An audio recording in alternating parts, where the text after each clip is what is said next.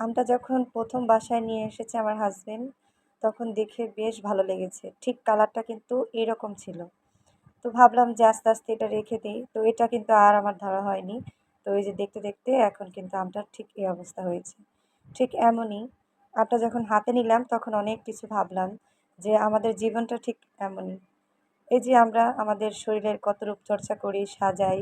তো এটা কিন্তু আস্তে, আস্তে কিন্তু একদিন মাটির সাথে মিশে যাবে। তো এটা না করে আমাদের উচিত আমাদেরকে দেহ না সাজিয়ে আমাদের আখলাক এবং চরিত্র, ভিতরের যেই মনটা আছে সেটা সুন্দর করে সাজিয়ে তুলতে হবে। কারণ মরণের পর আমাদের কিন্তু দেহ কিন্তু মিশে যাবে মাটির সাথে।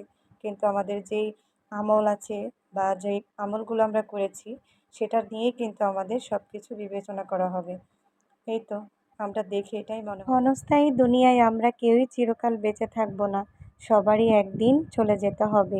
মাটির দেহে মাটিতে মিশে যাবে। তাই নিজের আখলাককে সুন্দরভাবে সাজানোর চেষ্টা করি।